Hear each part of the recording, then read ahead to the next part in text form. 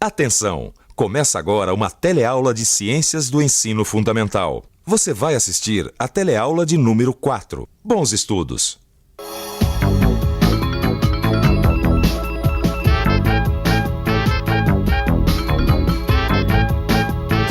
Em janeiro de 1995, um terrível terremoto atingiu a cidade de Kobe, no Japão.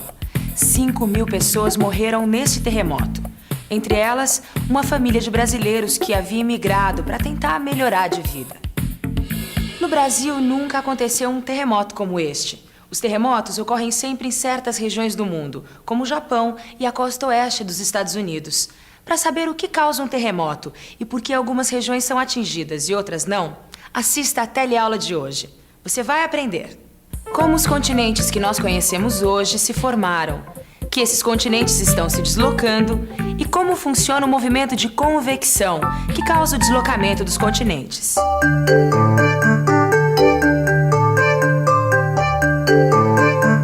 A nossa teleaula começa com a descrição dos efeitos de um terremoto.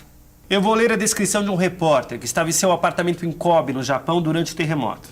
Me acompanhe. Começou com um tremor mais ou menos leve. Durou cerca de 30 segundos.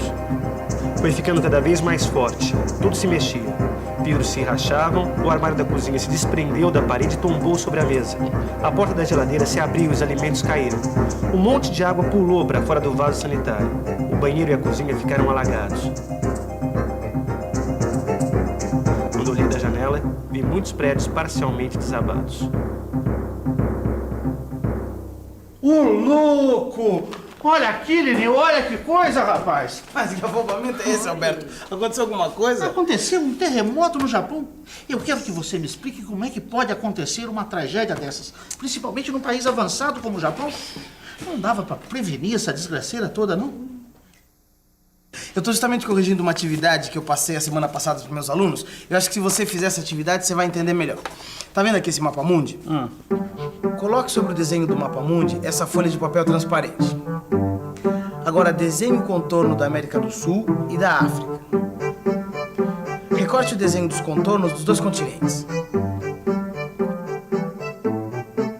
Colhe os desenhos dessa folha, mas olha, tenta aproximar ao máximo os contornos da América do Sul e da África.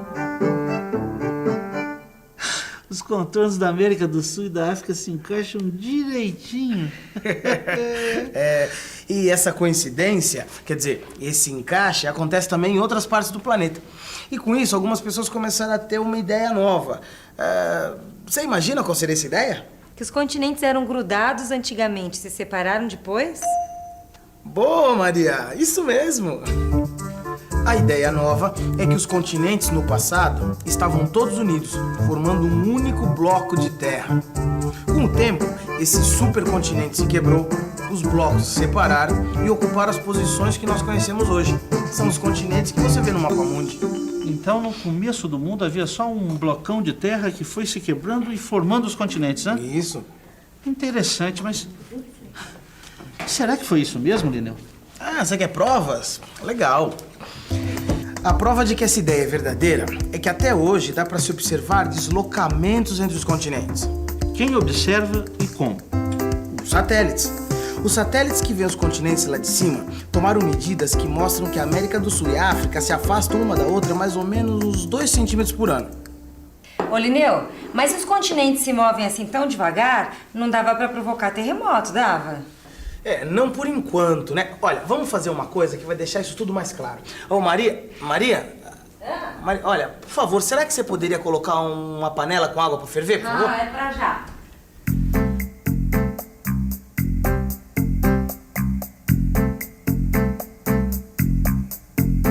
Alberto, qual é o movimento das bolhas que se formam quando a água ferve? As bolhas se formam no fundo da panela. Isso, na região mais próxima do fogo. Daí elas sobem, vêm para a superfície e na superfície elas se espalham pelos lados. Isso. Legal. Agora eu queria colocar alguma coisa aí que flutuasse, mas não derretesse. O que podia ser? Serve uns pedacinhos de isopor? Serve sim, Maria. Coloca aí na panela e olha o que acontece. Os pedaços de isopor são levados pela água. Isso. E conforme eles se movimentam, eles indicam pra gente o movimento das correntes de água dentro da panela. Vamos fazer de novo pra gente observar melhor? Aí, tá vendo? Você colocou os pedacinhos de isopor no centro da panela, bem próximos dos outros. É, e eles já começaram a se afastar. Isso. Então, as rochas líquidas do manto terrestre fazem com os continentes uma coisa muito parecida que a água faz com o pedacinho de isopor. O manto terrestre é muito quente. As rochas que se encontram nele estão sob alta pressão e temperatura. Essas rochas próximas do núcleo terrestre são como a água da panela próxima do fogo.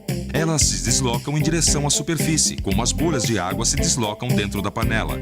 No decorrer de milhões de anos, rochas quentes chegam até os limites do manto com a crosta terrestre. E depois as rochas ficam paradas na superfície? Não. Como a água continua fervendo, o núcleo terrestre também não esfria nunca e o movimento se repete. Do núcleo para os limites da crosta terrestre, as rochas vão se esfriando. Mas apesar de mais frias, elas ainda estão derretidas e podem se movimentar. Nesse caso, elas começam a se deslocar para os lados e a descer na direção dos limites do núcleo. Ali elas voltam a ser aquecidas e todo o caminho começa outra vez. O nome desse movimento é convecção. Quer dizer, então, que o movimento das rochas derretidas no manto terrestre e das correntes de água nessa panela são muito semelhantes. Isso. Bom, agora com tudo isso que a gente viu aqui, eu queria que vocês me respondessem duas perguntas. Primeiro, qual a relação entre o movimento dos continentes e a convecção do magma? E segundo, por que os contornos da América do Sul e da África se encaixam? Peraí, Irineu. Peraí, calma. É muita pergunta ao mesmo tempo. Peraí. Vamos por partes? Vamos pensar um pouco? Vamos pensar um pouco. A primeira pergunta foi: o que o movimento dos continentes tem a ver com a convecção do magma? Primeiro eu preciso comparar os continentes com os pedacinhos de isopor na panela. Eu posso dizer que os continentes são como jangadas. Eles são levados por correntezas do mar de magma ou rocha fundida que fica no manto terrestre. A segunda pergunta foi: por que os contornos da América do Sul e da África se encaixam? Se eu pensar nos continentes sendo levados pela correnteza, eu posso pensar também que no passado os dois continentes estavam unidos. Em uma época da história do nosso planeta, o magma do interior terrestre perfurou a crosta e jorrou para fora. A crosta terrestre foi rasgada. Uma parte do antigo supercontinente foi separada. E como a linha de quebra foi uma só, os pedaços formados se encaixam perfeitamente. Bingo! Viu como as explicações se encaixam? Foi o movimento do magma no interior do planeta que rasgou o supercontinente, formando continentes menores e separados. Bom, agora eu entendi por que os contornos da América do Sul e da África são tão semelhantes. E também fiquei sabendo que os continentes não estão parados. Mas você também disse que os satélites provam que os continentes continuam a se afastar. É verdade. Mas o magma jorrou faz muito tempo. O que faz com que eles continuem a se mexer? Um movimento de convecção. Olha, Alberto, imagina que lá na nossa panela contém magma e que os pedacinhos de isopor são os continentes. O movimento de convecção que faz a rocha subir para a superfície, resfriar, descer e tornar a subir, tem força suficiente para continuar afastando os continentes. Porque perto do tanto de magma que está em movimento de convecção dentro do manto terrestre, os continentes são levados pelas correntezas como um pedacinho de isopor. Porque os continentes são parte da crosta terrestre, que é só uma casquinha. Quem diria, hein? Eu aqui muito tranquilo, andando sobre a América do Sul, sem saber que ela está se movimentando o tempo todo. Mas tem uma coisa que não se encaixa. Se os continentes se movem o tempo todo, porque em algumas regiões acontecem terremotos, em outras não. Deve existir alguma coisa diferente na região dos terremotos. Como no Japão e na costa oeste dos Estados Unidos. Vamos dar uma pesquisada nisso? Uma ilustração da falha de Santo André na costa oeste dos Estados Unidos. Ué, o que será uma falha? Falha em geologia quer dizer plano de separação que se forma entre blocos de uma rocha em consequência do deslocamento desta rocha. Agora que eu já sei o que é falha, vamos voltar para a falha de Santo André. Eu estou vendo aqui que as terras dos dois lados da linha de quebra da crosta podem se deslocar para os lados, uma em relação à outra. dois pedaços da crosta terrestre raspando um no outro. Isso deve abalar muito a região. Isso deve dar em terremoto. Terremoto, claro. Porque o terremoto acontece quando existe uma falha, quer dizer, uma separação entre dois blocos de terra, né?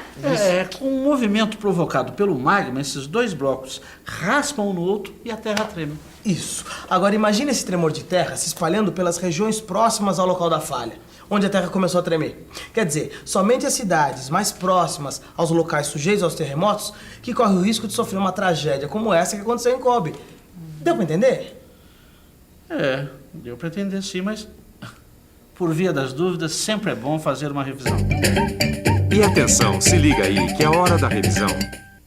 Na teleaula de hoje, você aprendeu que os continentes não estão parados. Eles se deslocam uns em relação aos outros.